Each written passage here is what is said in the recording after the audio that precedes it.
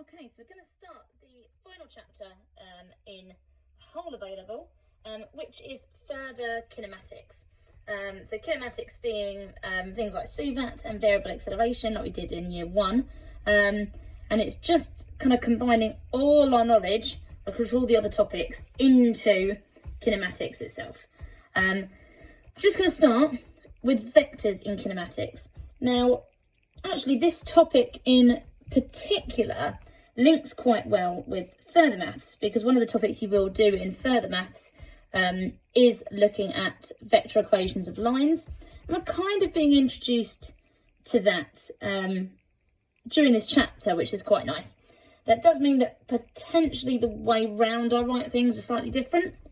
And I do like to do vectors as column vectors when I'm working, but I will make sure to do them as component vectors when I do the final steps of working. So, we're just dealing with two-dimensional vectors at the moment, and you can use 2D vectors to describe motions in a plane. So if a particle starts at a point with position vector r0, and it moves with constant velocity in a particular direction, then its displacement from its original position at time t is vt, and therefore the position vector of this equation is our original position vector plus our velocity vector times by time. So this is where we start. This is the velocity vector, so what direction, as well as the speed that it is moving in, times by time, and this is the position it's in at the time. So I'll just write those bits down. So original position vector, our velocity vector, and our time. Time is scalar, so time is just going to be a scalar multiple, effectively.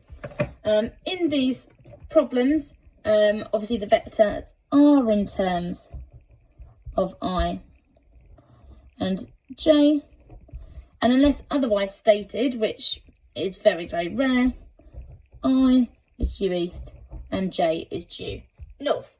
So displacement in this particular section is r rather than s, just because r relates to vectors. This is effectively a vector equation of a line. I may sometimes write tv rather than vt, because when we write vector equations we usually put the scalar in front of the vector, but you'll see that as we go along. So example number 1. So a particle starts from the point with position vector 3i plus 7j meters, and it moves with constant velocity 2i minus j meters per second. So part A, find the position vector of the particle 4 seconds later. So r is equal to rho plus vt. So I'm going to write these as column vectors because I find it much easier to do the mental arithmetic when it's written in this form. If you don't like this form, don't do it, write it as a component vector, but I find this much easier personally. So 3i, 7j plus, so t is equal to 4, so 4 lots of v, which is 2i negative 1j. So r is 3, 7 plus 8 negative 4, which is 11, 3. So therefore r is 11i plus 3j meters is its position vector.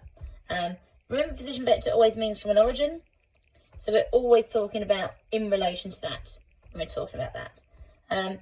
Need units, because where we're dealing with lots of different letters, we still want to make sure we know what it is we're actually working out. Part B, find the time at which the particle is due east of the origin. Just realised my chair's knocking the desk, so I apologise if the video went a bit wobbly. So when it's due east, this means that we have nothing in the north direction. It's only due east. We've got nothing on the y-axis, effectively. So we need our equation, because this tells us the position vector. So r equals 3, 7 plus t lots of 2, -1. Now, I want to know what the components are in terms of I and j, because I want to know that the j part is going to be equal to 0. Because the I part will still be in terms of t, but the j part, which is also in terms of t, is going to be 0. So I'm going to write this in that form. So I know that this and this are our I part. So r is equal to 3 plus 2 lots of t, I, because this has been multiplied by t, plus we want our j part, which is 7 and -1. So it's plus 7 minus t, because it's one lot of t, j. Therefore, I know that 7 minus t must be equal to 0, because the coefficient of j is 0. So therefore, the time at which it's due east is at 7 seconds. So if you know how to use vectors, this is relatively straightforward to use. But this is where we're bordering towards further maths. Okay, so these kind of skills, really make sure you're secure with, because we will come on to these again in further maths. This is just in a mechanics context. Okay, so we are going to be using Suvat formulae, because we're going to be dealing with constant acceleration for the first part. Generally, you're going to be using the following two Suvat equations for the majority of these. So V equals U plus AT, and what would be S equals UT plus half AT squared, but in this context, R is displacement. So U is still initial velocity, A is still acceleration, T is still time, V is still final velocity, but R is our displacement. So that is the only real difference in this case. So we'll go on to example number 2. Using these, I'll probably need this on the other side. So a particle has velocity -3I plus j meters per second at time equals 0. So that means our initial velocity is -3I plus j meters per second. The particle moves with constant acceleration, 2I plus 3j meters per second squared. Find the speed of the particle and the bearing on which it's travelling at time t equals 3 seconds. Well, to know the speed, we need to know the final velocity. So that's the first thing we're going to do. So we are going to use this equation for this one. So V is equal to U, which is -3 and 1, so -3I plus 1j, plus 3, which is t, lots of 2, 3, which is our acceleration vector. So I know I've swapped the t and the a around. It doesn't matter, it's just that this is what it would look like when it's a vector equation when we do further maths. So V is -3, 1 plus 6, 9.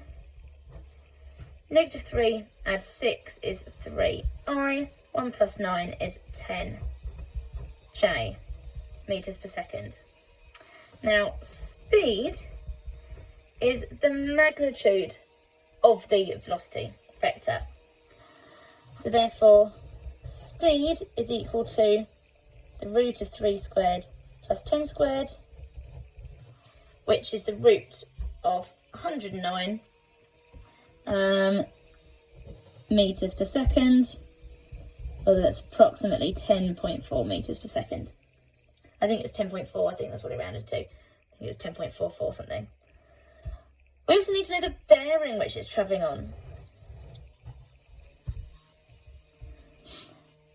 So this is my velocity vector, which would be 3i plus 10j. So normally we draw this angle here, and if it's 3i, if we drew a right angle triangle, it'd be 3 by 10. Now a bearing obviously always goes from due north. Well, if I just make this into a rectangle, this is 3 and this is 10, so I can work out the bearing straight away. So tan of my bearing is opposite 3 over 10. So B is obviously arc tan of 3 over 10. This is 16.7 degrees, so 3 significant figures. So therefore the bearing is 017 degrees. Remember, it has to be 3 digits. I know in previous examples it's sometimes been different to that, but for now that's what we're dealing with. So 017 degrees to the nearest whole. It's technically 3 significant figures, because in this case that is significant, but yes. And we'll do one more example. I am going through these topics probably slower than I have done the normal topics, but I think we haven't done vectors for a while, and getting used to vectors in this form I just think requires a little bit more practice. So an ice skater is skating on a large flat ice rink.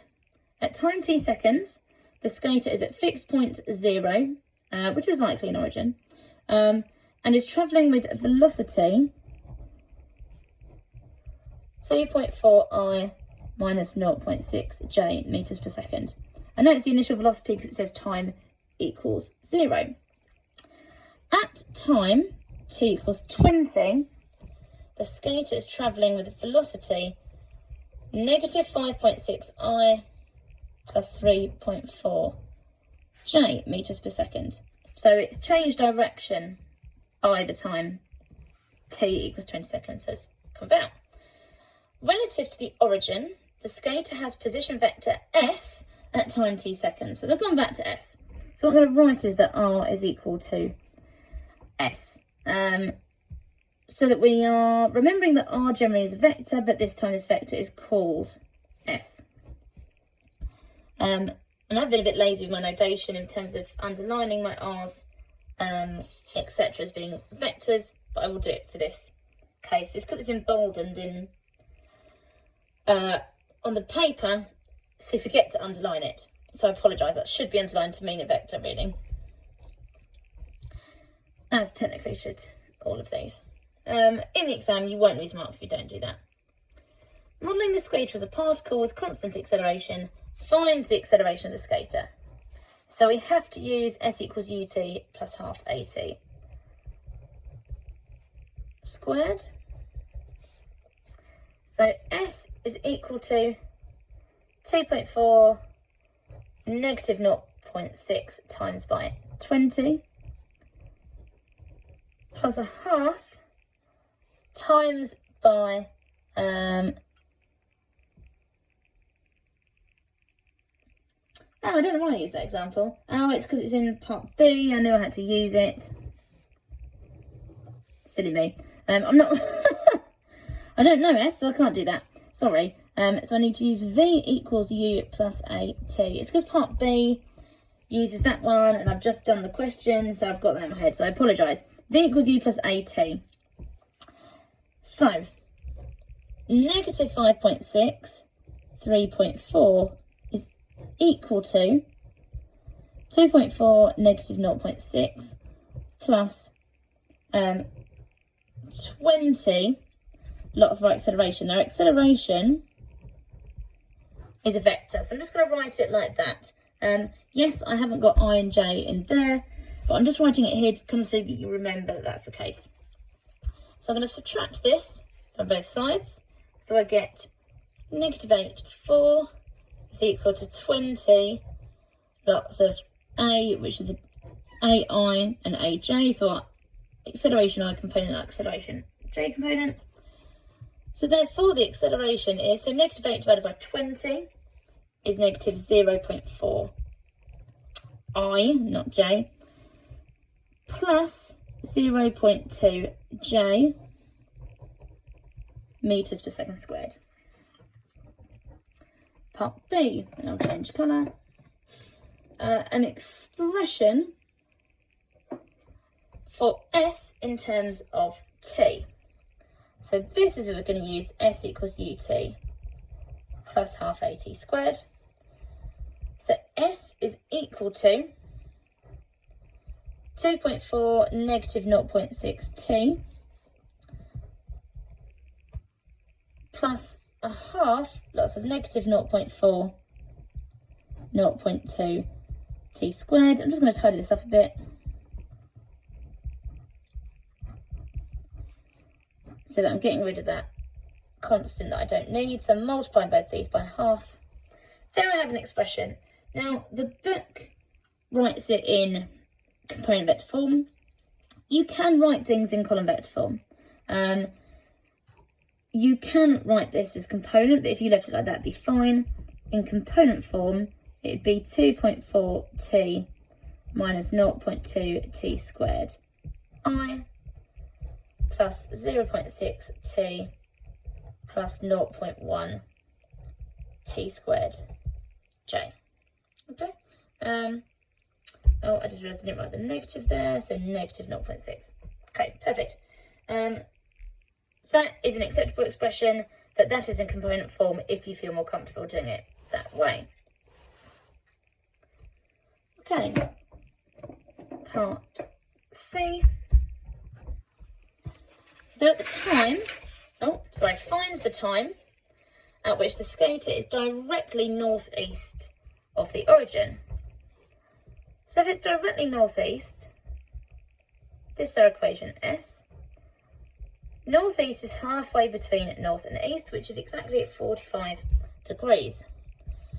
That means we've got an isosceles triangle. So our I component is equal to our J component. So I've got my vector equation here. So therefore, I know my I side, 2.4 t minus 0.2 t squared, is equal to -0.6 t plus 0.1 t squared. So I'm going to bring it to one side because I've clearly got a quadratic. So 0 is equal to 0.3 t squared minus 3t. I'm going to factorise it. So I'm going to take 0.3 t out. So I just get t minus 10. So therefore either we get t equals 0, which we know is not the case because that is would be, we assume, at the origin, or t equals 10 seconds, which is our answer. Finally, question D. Yeah, see that. A second skater travels so that she has position vector r equals 1.1 t minus 6j meters relative to the origin at time t. Show that the two skaters will meet. So this skater is only travelling along the j-axis. If these vectors meet, then at some point vector r must be equal to vector s, and they will share a time t. Okay, so 2.4 t minus 0.2 t squared I plus -0.6 t plus 0.1 t squared j is equal to 1.1t minus 6j. So we've actually got two equations to solve here. Equation number 1 is equating our I components, which would be 2.4t minus 0.2t squared is equal to 0, because we've got no I component here. And then we've also got our equation number 2, which is equating our j components. So 0.6t plus 0.1t squared is equal to 1.1t minus 6. So if I'm solving equation number 1, if I factorise it, so I take out 0.2t, gives me 12 minus t equals 0. So therefore our solutions are t equals 0, so that they start at the same point, or at t equals 12 seconds. I'm going to solve our second equation. This I'm going to make it equal to 0. So 0.1t squared minus 1.7t plus 6 equals 0. I'm going to solve that using my calculator, and I get t equals 5 or t equals 12.